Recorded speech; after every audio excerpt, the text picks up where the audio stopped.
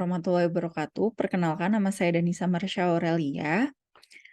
Saya dari kelompok 2 akan menjelaskan psikologi humanistik. Psikologi humanistik sendiri memiliki anggota sebagai berikut.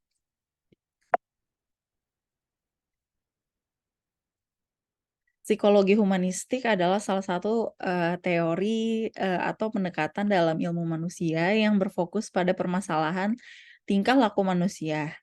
Teori humanistik muncul pada tahun 1950-an akibat dari ketidakpuasan terhadap dua teori psikologi sebelumnya, yakni teori psikoanalisis dan teori behaviorisme. Dengan hadirnya teori psikologi humanistik, kajian terhadap kemanusiaan dan diharapkan mampu memberikan dampak pada perkembangan potensi manusia sendiri. Assalamualaikum warahmatullahi wabarakatuh. Perkenalkan nama saya Danisa Marsha Aurelia. Saya akan mempresentasikan tentang Rollo May. Rollo May sendiri lahir di Ohio, Amerika Serikat pada tahun 1909 dan meninggal di San Francisco pada tahun 1994. Keluarganya adalah kelas menengah dan tinggal di lingkungan yang mendefinisikan dirinya sebagai anti-intelektual. Mereka menentang studi dan sains. Pemikiran-pemikiran Rollo May tertarik pada psikologi humanistik, dan dari bacaan serta renungannya, ia berhasil menyusun apa yang akan menjadi psikolog eksistensialis yang pada dasarnya bertumpu pada 4 pilar. Manusia dihuni oleh kekuatan antagonis, dan ini menyebabkan kesedihan yang juga merupakan mesin hidupnya. Yang kedua, makna yang diberikan setiap orang pada kehidupan mereka terwujud dalam keputusan dan komitmen. Dan ketiga, manusia itu tidak harus dengan satu atau lain cara. Setiap orang adalah menjadi dan membuat dirinya sendiri. Dan yang terakhir, keempat, psikoterapi membantu untuk melihat melampaui yang jelas untuk menafsirkan tanda-tanda yang muncul dalam kehidupan seorang individu. Selain itu, Rollo May memiliki tema sentral dalam analisisnya tentang makna keberadaan dan kebebasan. Ini menyatakan bahwa manusia terus-menerus menghadapi dilema menjadi objek dan subjek pada saat yang sama. Objek karena di atasnya jatuh tindakan orang lain, dan subjek karena dia juga seorang agen aktif di depan realitasnya. Sekian, terima kasih. Dilanjutkan oleh Alifah. Assalamualaikum warahmatullahi wabarakatuh. Saya Alifa Sabia Amri dari kelompok 2 dengan NIM 0603523009. Ingin menjelaskan mengenai psikologi humanistik dengan tokoh yang bernama Abraham Maslow. Riwayat Abraham Maslow. Abraham Maslow dilahirkan pada tahun 1908 dalam keluarga imigran Rusia Yahudi di Brooklyn, New York. Ia seorang yang pemalu, neurotik, dan depresif, namun memiliki rasa ingin tahu yang besar dan kecerdasan otak yang luar biasa. Abraham Maslow dikenal sebagai bapak psikologi humanistik karena banyak menghadirkan teori-teori komprehensif pada humanistik. Abraham Maslow merupakan seorang psikolog kebangsaan Amerika dan dikenal juga sebagai pelopor dari teori psikologi humanistik. Dan ia wafat pada 8 Juni 1970 kurang lebih saat ia berumur 62 tahun. Pemikiran Abraham Maslow. Pemikiran menurut Maslow, kebutuhan manusia tersusun dalam suatu hierarki.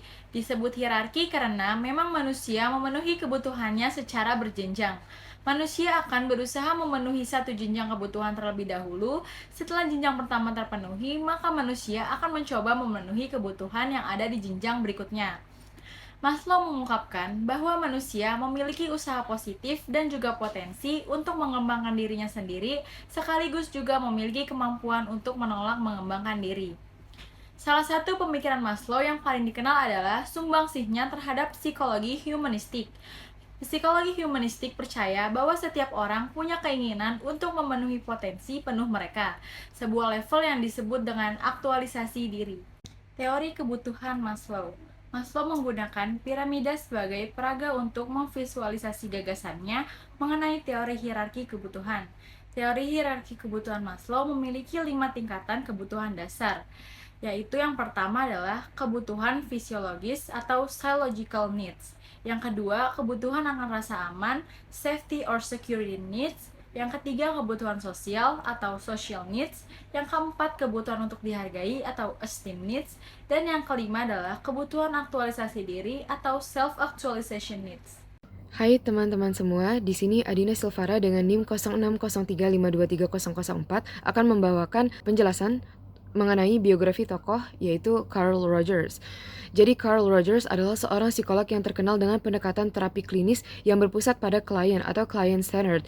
Rogers kemudian menyusun teorinya dengan pengalamannya sebagai terapis selama bertahun-tahun. Teori Rogers mirip dengan pendekatan Freud, tetapi pada hakikatnya Rogers berbeda dengan Freud karena Rogers menganggap bahwa manusia pada dasarnya baik atau sehat. Dengan kata lain, Rogers memandang kesehatan mental sebagai proses perkembangan hidup alamiah, sementara kejahatan dan persoalan kemanusiaan lain dipandang sebagai penyimpangan dari kecenderungan alamiah, achievement or how he is known. Teori Rogers didasarkan pada suatu daya hidup yang disebut kecenderungan aktualisasi. Kecenderungan aktualisasi tersebut diartikan sebagai motivasi yang menyatu dalam setiap diri makhluk hidup dan bertujuan mengembangkan seluruh potensinya semaksimal mungkin. Jadi, makhluk hidup bukan hanya bertujuan bertahan hidup saja, tetapi ingin memperoleh apa yang terbaik bagi keberadaannya. Dari dorongan tunggal inilah muncul keinginan-keinginan atau dorongan-dorongan lain yang disebutkan oleh psikolog lain, seperti kebutuhan untuk udara, air, dan makanan, kebutuhan akan rasa aman dan rasa cinta, dan sebagainya. Selain itu, Rogers juga dikenal di kalangan psikologi dengan teori psikoterapinya. Istilah klien digunakannya untuk menggantikan istilah pasien untuk menunjukkan adanya hubungan yang sejajar antara orang yang melakukan terapi dengan yang diterapi, dan bahwa yang diterapi itu adalah orang yang sehat, orang yang punya wawasan, dan bukan orang yang sakit. Selanjutnya, klien harus diterima sebagaimana adanya, sementara ia pun harus terbuka dengan kliennya. Melalui hubungan yang saling menerima dan melalui upaya bersama antara klien dengan orang yang melakukan terapi, diusahakan menggali semua pengalaman dan perasaan klien untuk tercapainya keseimbangan antara berbagai pengalaman dan perasaan yang sesungguhnya terjadi dengan konsep diri klien. Menurut Rogers, kesenjangan antara konsep diri dan realitas inilah yang menyebabkan gangguan kejiwaan dalam diri klien, sehingga untuk menyembuhkannya diperlukan upaya penyeimbangan. Assalamualaikum warahmatullahi wabarakatuh. Nama saya Ola Pratiwi dari kelompok 2. Di sini saya akan menjelaskan mengenai David Kolb. Ia adalah seorang psikolog aliran humanistik.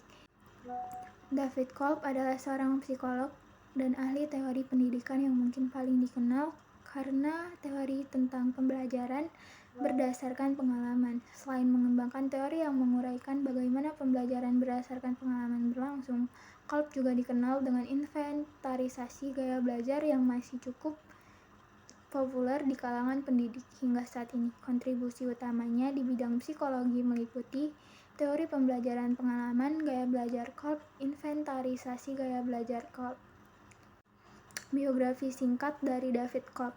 David Kolb lahir pada tahun 1939. Ia memperoleh gelar sarjana pada tahun 1961 di Knox College. Dia kemudian melanjutkan untuk mendapatkan gelar PhD dalam psikologi sosial di Universitas Harvard. Saat ini, dia adalah profesor emeritus perilaku organisasi di Weatherhead School of Management di Case Western Reserve University. Karir dan teori. Kolb adalah seorang psikologi Amerika ahli teori pendidikan. Dia mungkin paling dikenal karena penelitiannya tentang pembelajaran berdasarkan pengalaman dan gaya belajar. Menurut Kolb, pembelajaran berdasarkan pengalaman adalah suatu proses di mana pengetahuan dihasilkan dari berbagai kombinasi pengalaman, menangkap, dan mentransformasikan. Kita dapat memahami pengalaman dalam dua cara berbeda, melalui pengalaman konkret dan konseptualisasi abstrak. Orang-orang kemudian dapat mengubah pengalaman dalam dua cara, melalui observasi reflektif atau eksperimen aktif. Proses ini sering digambarkan sebagai sebuah siklus, yang mana yang pertama ada pengalaman konkret. Pengalaman konkret adalah saat Anda memiliki pengalaman aktual yang dimaksud. Yang kedua, ada pengalaman reflektif. Secara alami, ini adalah refleksi Anda atas pengalaman tersebut, di mana Anda mulai mencoba memahaminya. Yang ketiga, konseptualisasi abstrak. Pada tahap siklus ini, Anda belajar dari pengalaman dan mulai menerapkan ide-ide dari pengamatan Anda. Yang keempat, eksperimen aktif. Ini adalah bagian yang menyenangkan. Anda sekarang dapat menguji semua yang telah Anda pelajari pada langkah sebelumnya. Pembelajaran yang berhasil terjadi ketika Anda telah menetapkan siklus ini untuk penggunaan di masa depan dengan cara yang tidak Anda ketahui pada awal siklus. Teori pembelajaran eksperiensial Colt juga menjadi dasar bagi 4 gaya belajar. Masing-masing dari 4 gaya belajar dicirikan oleh kekuatan dalam 2 dari 4 langkah utama siklus pembelajaran. Orang dengan gaya belajar konvergen lebih memilih belajar melalui konseptualisasi abstrak dan eksperimen aktif. Mereka yang memiliki gaya belajar divergen lebih menyukai pengalaman konkret dan observasi reflektif. Gaya asimilasi dikaitkan dengan konseptualisasi abstrak dan observasi reflektif. Gaya belajar akomodatif dikaitkan dengan pengalaman nyata dan eksperimen aktif. Assalamualaikum warahmatullahi wabarakatuh. Halo semuanya, nama saya Herana Tantomo dari kelompok 2. Saya ingin menjelaskan tentang salah satu tokoh dari humanistik yang bernama Gordon Allport. Allport adalah seorang psikolog Amerika yang terkenal dengan kontribusinya dalam bidang psikologi pribadi, psikologi sosial, dan psikologi humanistik. Allport lahir pada tanggal 11 November 1897 di Montezuma, Indiana, Amerika Serikat. Pada awalnya, Allport melakukan studi di Fakultas Ekonomi dan mendapatkan gelar sarjana di Universitas Harvard pada tahun 1919. Setelah itu, dia melanjutkan studi psikologinya dan memperoleh gelar PhD dari Universitas Harvard pada tahun 1922. Allport menjadi seorang dosen di Universitas Harvard dan juga mengajar di Universitas Dortmund dan Universitas Munich di Jerman. Salah satu kontribusinya yang paling berpengaruh adalah pengembangan teori kepribadian yang menekankan peran individu dalam membentuk karakter dan kepribadian mereka melalui tindakan dan interaksi dengan dunia.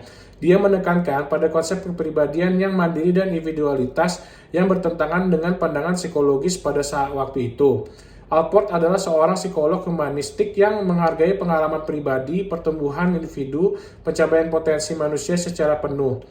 Dia menekankan pada kesadaran diri dan keautentikan sebagai aspek penting dalam hidup manusia. Allport meninggal pada tanggal 9 Oktober 1967 di Cambridge, Massachusetts, Amerika Serikat. Berikut ini adalah pemikiran dari Gordon Allport. Yang pertama adalah teori kepribadian. Allport mengembangkan teori kepribadian yang menekankan peran individu dalam membentuk karakter dan kepribadian mereka. Ia menekankan yang terfokus pada individu, mengakui kompleksitas dan uniknya setiap individu. Yang kedua adalah individualitas. Allport menekankan pentingnya individualitas dalam memahami dan menjelaskan perilaku manusia. Ia menolak generalisasi yang menyederhanakan individu ke dalam kategori-kategori tertentu dan menghargai perbedaan dan variasi antar individu. Yang ketiga, psikologi sosial. Allport juga membuat kontribusi penting dalam psikologi sosial. Ia meneliti topik seperti stereotip, persiapan, prevalensi, dan rekonsiliasi antara kelompok yang bertentangan. Pemikirannya dalam psikologi sosial mengarahkan perhatian pada peran individu dalam interaksi sosial dan pembentukan hubungan antar individu. Yang keempat adalah psikologi humanistik. Allport adalah seorang psikolog humanistik yang menghargai pengalaman pribadi, pertumbuhan individu, dan pencapaian potensi manusia secara penuh. Ia mendukung pengembangan diri individu, kesadaran diri, dan keautentikan sebagai aspek penting dalam hidup manusia. Dan yang terakhir adalah penekanan pada pendekatan kualitatif. Allport cenderung menggunakan pendekatan kualitatif dalam penelitiannya, yang menekankan pada pemahaman mendalam tentang individu melalui wawancara, observasi, dan analisis kualitatif.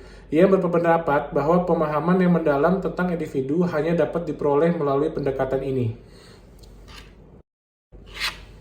Berikut ini adalah karya-karya dari Gordon Allport. Yang pertama, judul bukunya yaitu Personality: A Psychological Interpretation di tahun 1937. Yang kedua adalah The Nature of Prejudice di tahun 1954. Yang ketiga adalah Pattern and Growth in Personality di tahun 1961. Yang keempat adalah The Psychology of Rumor di tahun 1947. Yang kelima adalah Becoming Basic Considerations for Psychology of Personality di tahun 1955. Sekian aja dari saya, kurang lebihnya mohon maaf dan assalamualaikum warahmatullahi wabarakatuh.